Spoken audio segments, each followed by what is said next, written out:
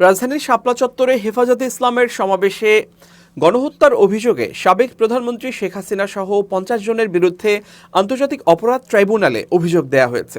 মঙ্গলবার হেফাজতে ইসলাম বাংলাদেশের ঢাকা মহানগর সভাপতি জুনায়েদ আল হাবিব ট্রাইব্যুনালের প্রধান কৌঁসুলির কাছে এ অভিযোগ জমা দেন।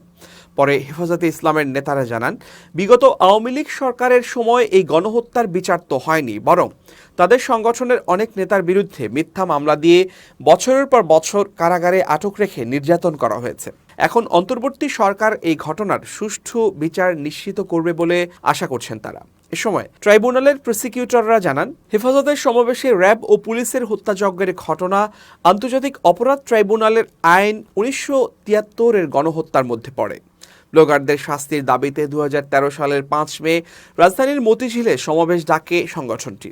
সেই সমাবেশ ঘিরে পুরো মতিঝিল এলাকায় ব্যাপক সহিংসতা আর তাণ্ডব চলে। পরে সেই রাতে যৌথ অভিযান চালিয়ে মতিঝিল থেকে তাদেরকে সরিয়ে দেয়া হয়।